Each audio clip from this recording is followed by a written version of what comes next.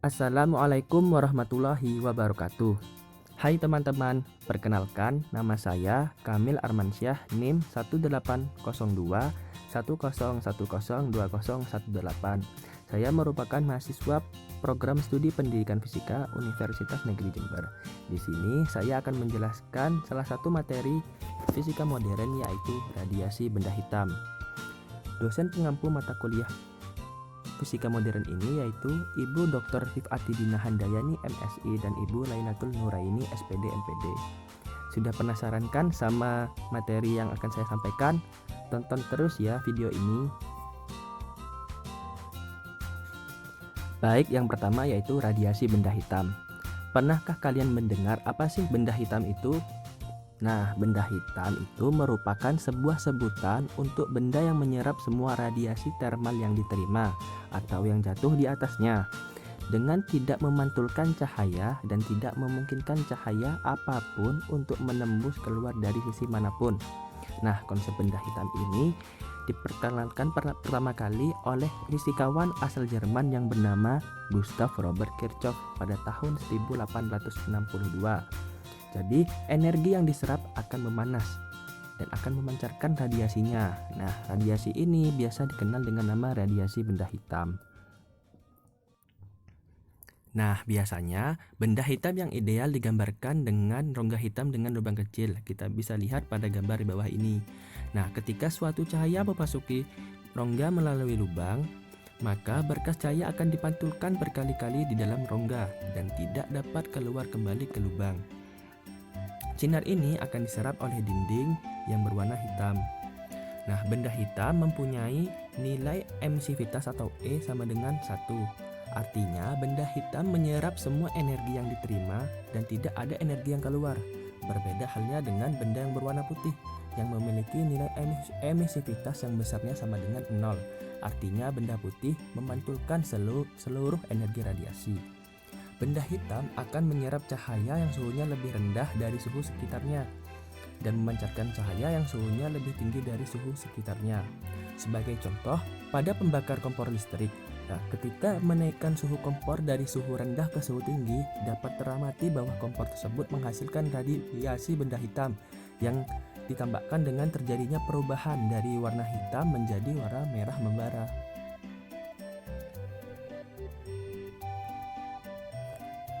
Pernahkah kalian merasa gerah ketika memakai pakaian berwarna hitam atau gelap di siang hari? Apakah ada yang tahu mengapa hal ini bisa terjadi? Nah, hal ini terjadi karena permukaan benda atau pakaian yang kita pakai yang berwarna hitam itu akan menyerap kalor atau radiasi panas lebih dari benda yang berwarna cerah. Nah, fenomena ini juga berlaku pada radiasi benda hitam lainnya. Karena yang kita tahu benda hitam itu merupakan sebutan untuk benda yang menyerap seluruh radiasi termal yang diterima. Jadi semua radiasi itu diserap oleh benda hitam. Selanjutnya, benda hitam dan benda lainnya memiliki laju rata-rata energi yang biasa disebut dengan daya radiasi. Pada tahun 1879, seorang fisikawan asal Australia yang bernama Joseph Stefan melakukan sebuah eksperimen.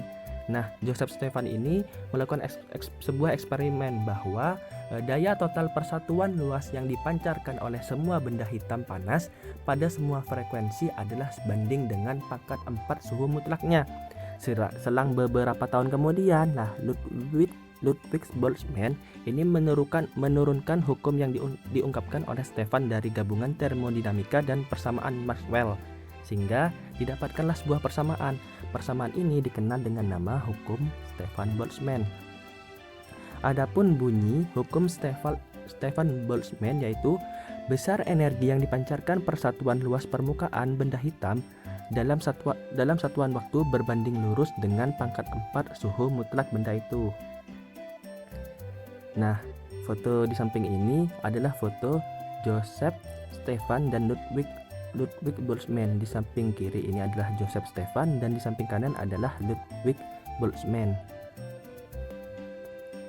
Nah, dari bunyi hukum Stefan Boltzmann tadi dapat dirumuskan atau diformulasikan dengan persamaan berikut, di mana untuk daya radiasi atau daya pancar sama dengan E dikali sigma dikali A dikali T pangkat 4. Sedangkan untuk intensitas radiasi atau I ini sama dengan E dikali sigma dikali T pangkat 4. Ingat, I ini merupakan daya radiasi atau daya pancar per satuan luas P per A, di mana P tadi itu daya radiasi atau daya pancar dengan satuan watt atau joule per second. Sedangkan untuk intensitas radiasi atau I, satuannya itu watt per meter kuadrat. Nilai E ini merupakan nilai emisivitas tergantung dari benda jenis bendanya. Apabila benda hitam memiliki nilai emisivitas sama dengan 1, sedangkan untuk benda yang berpijar itu memiliki nilai di bawah 1 atau mendekati 0.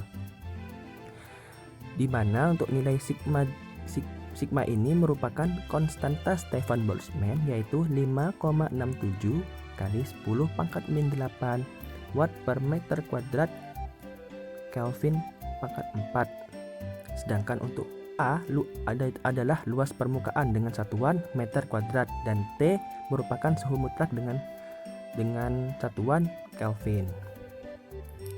Selanjutnya yaitu pergeseran Wien. Pada akhir abad ke-19, para ilmuwan masih mempertanyakan terkait penjelasan tentang spektrum yang terlihat oleh mata manusia ketika benda berpijar. Nah, saat itu ada kalanya pada suhu sekitar 1000 Kelvin, benda ini berpijar berwarna merah seperti elemen setrika. Pada suhu yang lebih tinggi lagi akan berpijar dengan berwarna yang berbeda, yaitu berwarna oranye seperti bara besi. Pada suhu yang lebih tinggi lagi akan berubah lagi, akan berwarna mendekati warna putih. Nah, kemudian saat itu Wilhelm Wien ini menjelaskan tentang kejadian tersebut. Wien ini mengemukakan bahwa spektrum benda yang berpijar adalah kontinu. Akan tetapi ada panjang gelombang pada spektrum yang berada pada intensitas paling besar. Sehingga Wien ini menyatakan bahwa bila suhu benda yang berpijar meningkat, maka panjang gelombang pada energi intensitas maksimum akan semakin pendek. Dengan kata lain, frekuensi akan semakin besar. Ingat, panjang gelombang ini berbanding terbalik dengan frekuensi. Sehingga warna pijar pada benda ini ditentukan dengan panjang gelombang. Nah, ketika suhu berubah, maka intensitas suatu benda akan ikut berubah. Atau kata lain, panjang gelombang dan frekuensi juga ikut berubah. Nah, maka akan terjadi pergeseran. Pergeseran ini biasa disebut dengan pergeseran Wien. Bisa dipahami, teman-teman? Nah, selanjutnya yaitu grafik spektrum radiasi benda hitam. Jadi, apa yang telah dikemukakan oleh Wien tadi itu dapat dijelaskan dengan grafik, yaitu grafik spektrum radiasi benda hitam. Nah, grafik ini menunjukkan adanya hubungan antara intensitas radiasi benda hitam terhadap panjang gelombang dengan suhu yang berbeda. Jadi dapat dilihat pada gambar ketika suhu benda ini semakin meningkat. Pada gambar itu ditunjukkan dengan suhu sebesar 3000 Kelvin meningkat menjadi 4000 Kelvin, menjadi 5000 Kelvin, dan menjadi 6000 Kelvin. Maka panjang gelombang untuk intensitas maksimumnya ini akan bergeser ke sebelah kiri. Nah, bergeser sebelah kiri kan. Nah, itu menunjukkan bahwa panjang gelombang ketika suhu meningkat akan semakin pendek, sedangkan untuk intensitas maksimum akan semakin besar. Ingat pada rumus radiasi benda hitam, I sama dengan E dikali sigma dikali T pangkat 4. Di sana dilihat bahwa intensitas ini berbanding lurus pada suhu, sehingga semakin besar suhu maka intensitasnya ini juga semakin besar. Nah, hukum pergeseran Wien ini dapat dinyatakan dengan persamaan atau rumus lambda maksimum dikali T sama dengan C, di mana lambda maksimum ini merupakan panjang gelombang maksimum yang membawa energi atau intensitas maksimum dengan satuan meter, sedangkan C merupakan tetapan pergeseran Wien yang besarnya yaitu 2,896 dikali 10 pangkat min 3 meter Kelvin, sedangkan T merupakan suhu mutlak dengan satuan yaitu Kelvin. Selanjutnya yaitu sifat partikel cahaya. Konsep dualisme gelombang partikel menyatakan bahwa cahaya dan materi memiliki dua sifat, yaitu sebagai gelombang dan sebagai partikel. Pada tahun 1901, Max Planck menemukan teori tentang radiasi benda hitam. Dia berpendapat bahwa gelombang elektromagnetik yang dipancarkan benda hitam berperilaku seperti osilator dalam rongga. Getaran yang timbul dari osilator tersebut diserap oleh atom dan dipancarkan kembali. Saat itu, Max Planck menyatakan bahwa cahaya adalah pancaran gelombang elektromagnetik berupa paket-paket energi yang terkuantisasi atau diskrit, yang disebut dengan kuanta atau disebut dengan kuantum. Pernyataan Max Planck ini dikenal dengan nama hipotesa Max Planck atau dengan hukum radiasi benda hitam Max Planck.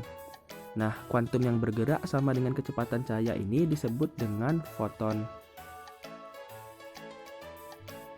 Besarnya paket-paket energi foton dapat dinyatakan dengan persamaan atau rumus E sama dengan NH kali F atau E sama dengan H dikali C per lambda, di mana F ini merupakan C dibagi lambda.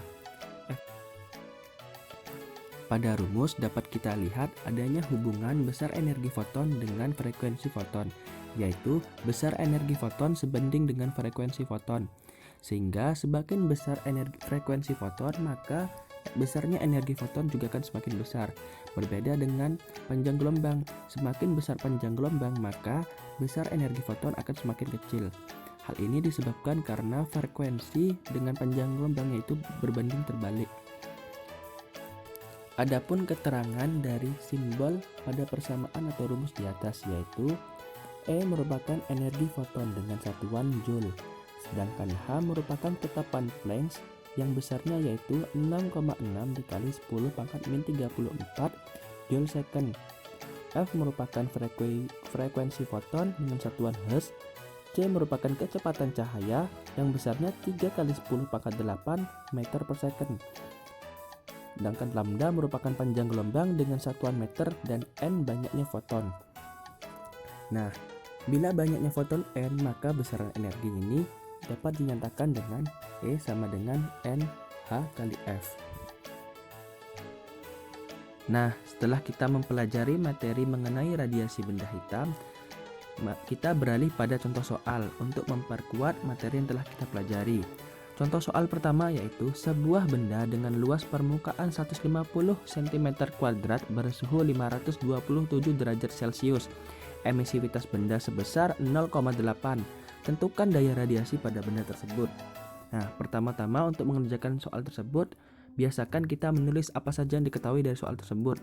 Yang pertama yaitu diketahui besarnya konstanta Stefan Boltzmann yaitu 5,67 kali 10 pangkat min 8 watt per meter kuadrat Kelvin pangkat 4. Juga diketahui besarnya luas permukaan yaitu 150 cm2, kita ubah dalam bentuk SI sehingga menjadi 1,5 kali 10 pangkat min 2 meter kuadrat. Diketahui juga emisivitas benda sebesar 0,8 dan diketahui juga besarnya suhu 527 derajat Celcius. Nah, kita ubah dalam bentuk Kelvin sehingga harus ditambahkan 273 Kelvin sehingga menjadi 800 Kelvin. Lalu apa yang ditanya? Yang ditanya yaitu daya radiasi pada benda tersebut. Kita simbolkan dalam huruf P. Lalu kita masukkan pada rumus yang telah kita pelajari. Ingat, besar energi yang dipancarkan oleh suatu permukaan hitam dalam bentuk radiasi kalor tiap satuan waktu sebanding dengan luas permukaan dan sebanding dengan pangkat 4 suhu mutlak itu. Nah, pernyataan tersebut kita tuliskan dalam persamaan P sama dengan E dikali sigma dikali A dikali T pangkat 4. Kita masukkan nilainya E 0,8, sigma 5,67 kali 10 pangkat min 8, A 1,5 kali 10 pangkat min 2, dan T yaitu 800. Kita pangkatkan 4. Nah, didapatkan hasil yaitu 278,69 watt. Selanjutnya yaitu contoh soal yang kedua. Sebuah benda pijar mempunyai suhu 227 derajat Celcius. Hitung panjang gelombang dari benda pijar tersebut yang dapat memancarkan energi maksimum dengan nilai tetapan Wien yaitu 2,898 dikali 10 pangkat min 3 meter Kelvin. Pertama kita tulis apa yang diketahui dari soal tersebut yaitu suhu masih dalam bentuk Celcius. Kita ubah menjadi Kelvin. Jadi 227 ditambah 273 menjadi 500 Kelvin.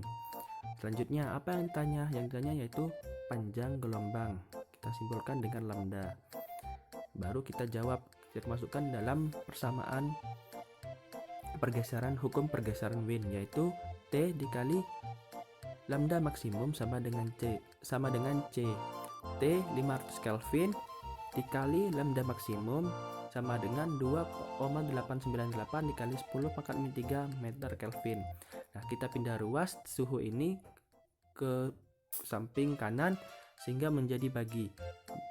Sehingga panjang gelombang maksimum yaitu C dibagi suhu, yaitu 2,898 dikali 10 pangkat min 3 dibagi 500 Kelvin. Didapatkan hasil yaitu 5,796 dikali 10 pangkat min 6 meter. Nah, kita ubah dalam bentuk nanometer yaitu 5796 nanometer. Selanjutnya yaitu contoh soal nomor 3. Berapakah besar energi foton yang dipancarkan oleh sinar kuning yang mempunyai panjang gelombang 600 nanometer dengan besar tetapan Planck yaitu 6,6 dikali 10 pangkat min 34 Joule second. Pertama-tama kita tulis terlebih dahulu apa yang diketahui. Yang diketahui yaitu panjang gelombang sebesar 600 nanometer. Kita ubah menjadi satuan SI yaitu meter sehingga menjadi 6 kali 10 pangkat min 7 meter. Lalu apa yang ditanya? Yang ditanya yaitu besarnya energi foton. Kita lambangkan dengan E. Setelah itu baru kita menjawab dengan memasukkan pada persamaan. Ingat, besarnya energi foton sebanding dengan frekuensi foton, di mana frekuensi foton ini yaitu C per lambda. Maka kita masukkan E sama dengan kurung buka H dikali C kurung tutup dibagi dengan lambda. Nah, besarnya H ini 6,6 dikali 10 pangkat min 34 dikali dengan C 3 kali 10 pangkat 8. Setelah itu baru dibagi dengan panjang gelombang 6 kali 10 pangkat min 7. Setelah dihitung didapatkan hasil yaitu 3,3 dikali 10 pangkat min 34 Joule. Baik, sekian yang dapat saya sampaikan. Semoga ilmu yang kita pelajari menjadi ilmu yang bermanfaat dan ilmu yang barokah.